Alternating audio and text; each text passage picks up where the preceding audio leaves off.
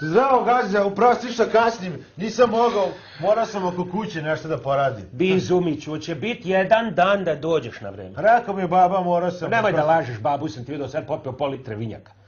Šta se jebavaš? Di si ti do sad? Slušaj me sada šta ti pričam. Moraš odmah da kreneš, da počneš da radiš.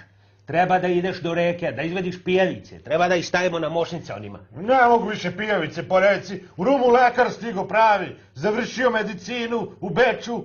Završit ćeš ti kod lekara pravo kad te udari. Hurku moju, znaš? Ti ćeš da govoriš u Rumu. Daš ti di je Ruma?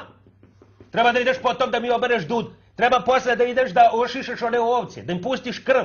Treba da ideš kod gospođe Hadžipešić, da izvadiš njenim deci, da im izvadiš zube.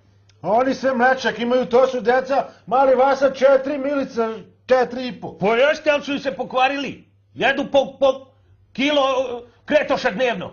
I znaš šta, Gazda, neću više da šišem makazicama. Ruke mi otpale, debeli mi prsti. Smeju mi se svi. Gospodin hoće tanke prste, da nećeš i klavir da svira. Pa smislio sam čim ću, da znaš. Vidi ovo, vidi. To je mašinica za šišanje.